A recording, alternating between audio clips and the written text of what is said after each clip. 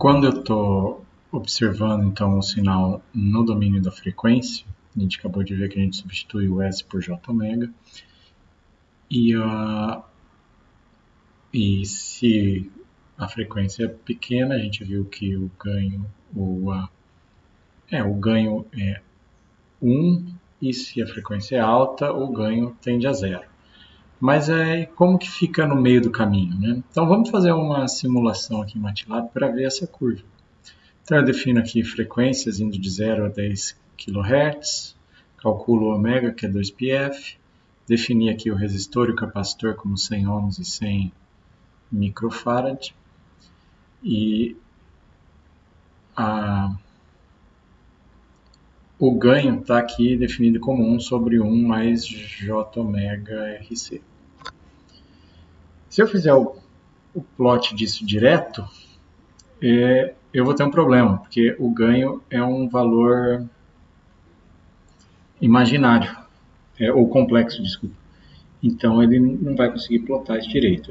Para conseguir fazer um gráfico mais fidedigno, eu vou precisar então plotar tanto os valores reais quanto os valores complexos, que é o que está mostrado aqui. Então vocês veem, aqui estão as informações em azul sobre os valores, a componente real, em laranja a componente imaginária, mas ainda assim eu não consigo extrair muita informação desse tipo de gráfico. Melhoraria um pouco se eu olhasse módulo e fase em vez de real e imaginário. Olhando módulo e fase, eu vejo que que o ganho, o módulo do ganho e a fase do ganho estão caindo com a frequência.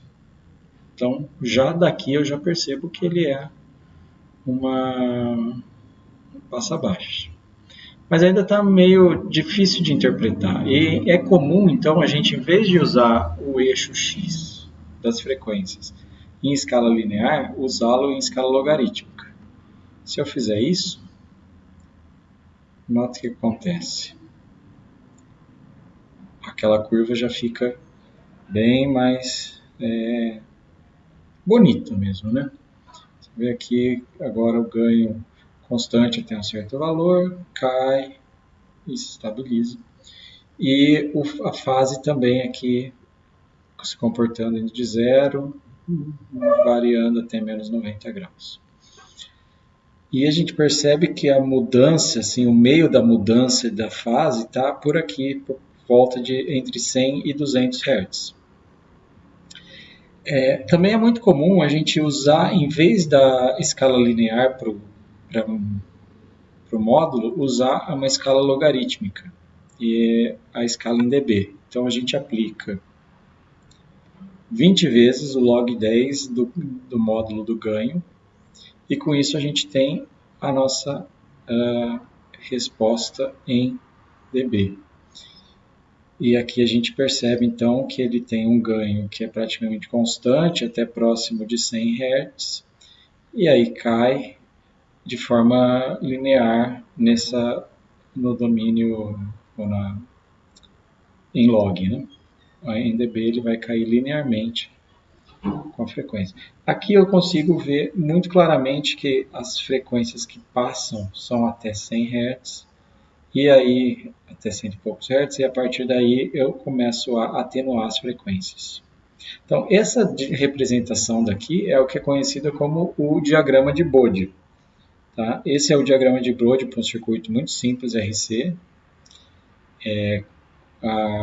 Você misturar os circuitos, criar circuitos mais complexos, na verdade, foi mostrado que é apenas a combinação de diversos desses circuitinhos mais simples. Então, essa característica aqui de um filtro passa-baixa é a forma mais simples de você representar a função de a resposta em frequência de um sistema.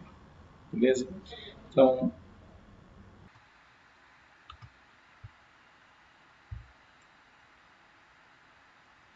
como a gente tinha dito, se eu tenho, eu posso carregar o meu capacitor,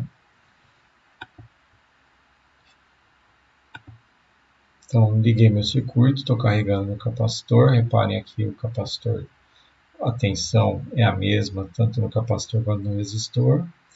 E está aqui carregado. No momento que eu abrir a chave, aí a tensão sobre o capacitor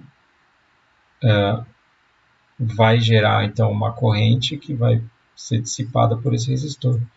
E eu observo então aqui esse decaimento, que é um decaimento exponencial. E esse tempo de decaimento é proporcional ao RC. Se eu for aqui e mudar o valor da resistência, eu aumentei o meu RC, então eu vou diminuir o meu tempo de decaimento. Então eu posso carregar o meu circuito, e aí ao descarregar, note agora como ele vai muito mais lentamente, descarregar de novo com uma exponencial, como a gente acabou de calcular. Bom, e se eu colocasse uma tensão senoidal na entrada? Vamos começar com uma frequência baixa.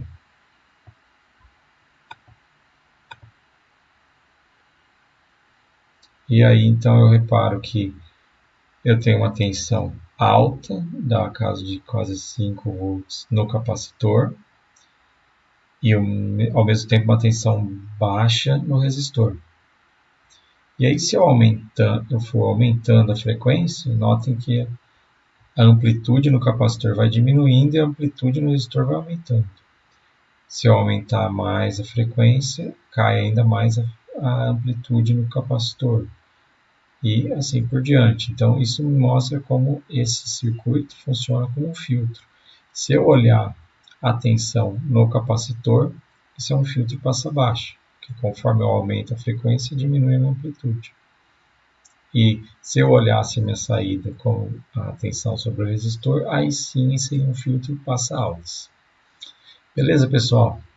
Espero que com isso tenha dado uma ideia de como a gente pode usar Laplace para a resolução de circuitos. Óbvio que eu mostrei um circuito muito simples, mas circuitos mais complicados vão ser exatamente a mesma coisa. A gente usa a impedância complexa do capacitor ou do indutor, e aí trabalha como se fossem resistores, né? E no fim, quando eu tiver uma relação de tensão de saída para tensão de entrada em função de S, eu posso tanto voltar para usar a transformada de Laplace inversa para descobrir o comportamento no tempo, como eu posso substituir o S por J ômega e ver o comportamento na frequência.